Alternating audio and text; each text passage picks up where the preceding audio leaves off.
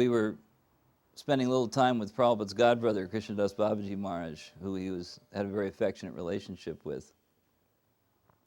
So he was telling us the story of Prabhupada's taking sannyas. And he said, yes, he said, the ceremony was going on. He said Keshava Maharaj was overseeing, conducting the initiation. Narayan Maharaj was chanting the mantras, and I was doing bhajan.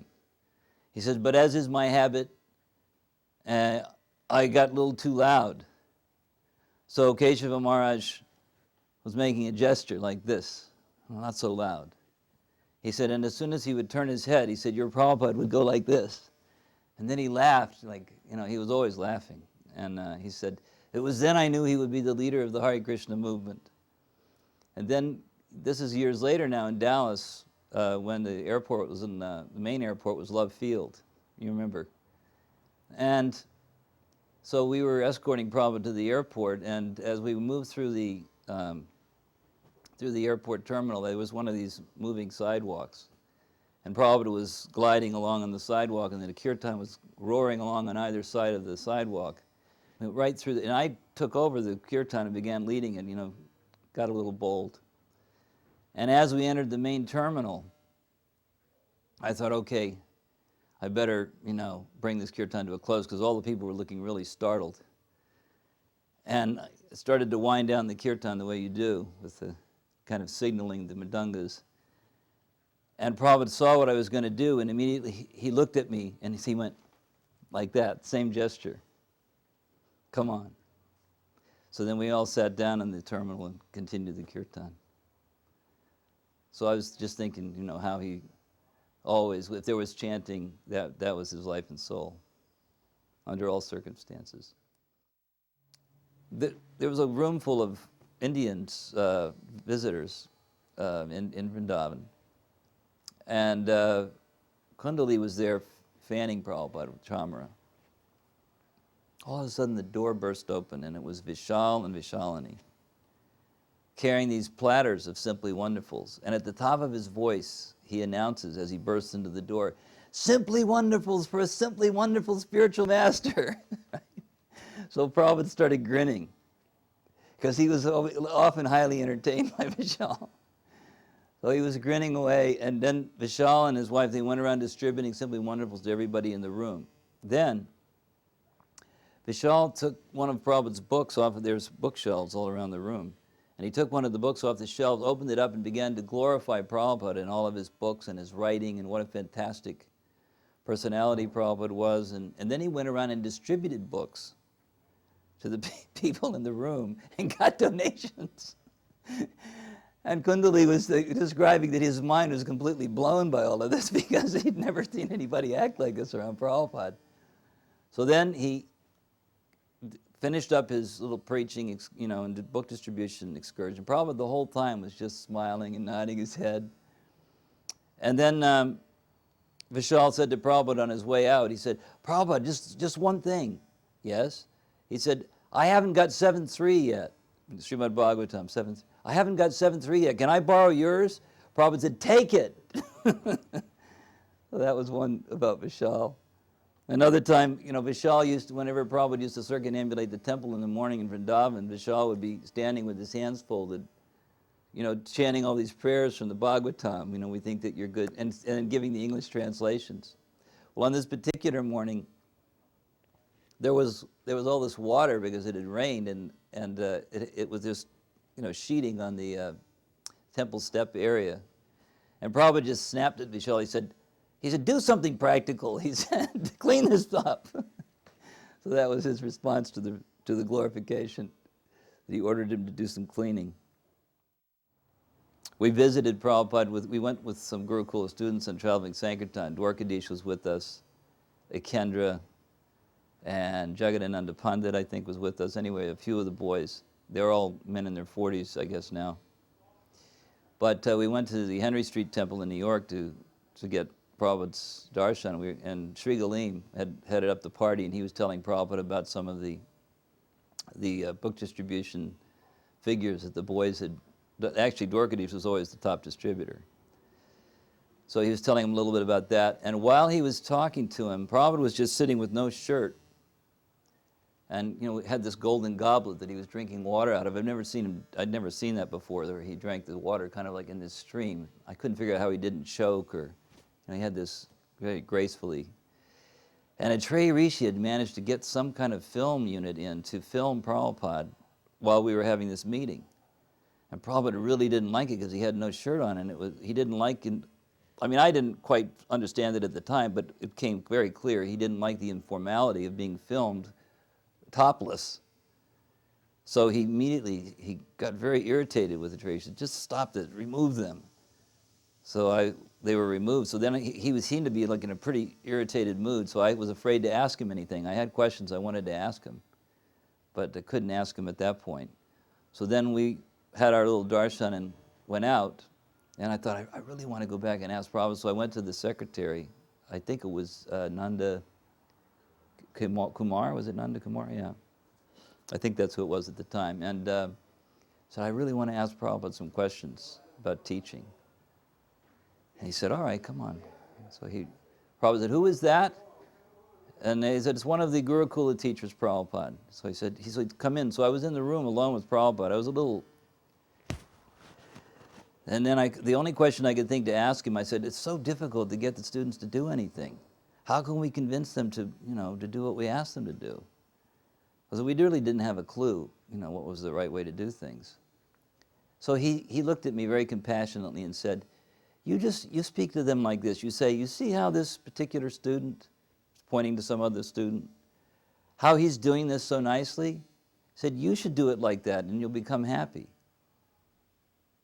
And in my mind I was thinking, that's it?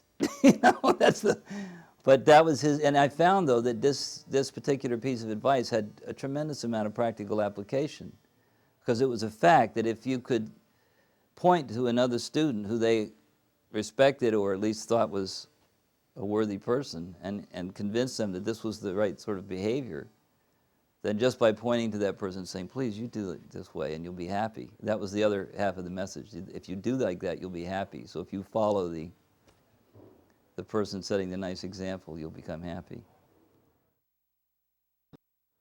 And in the lecture that he gave,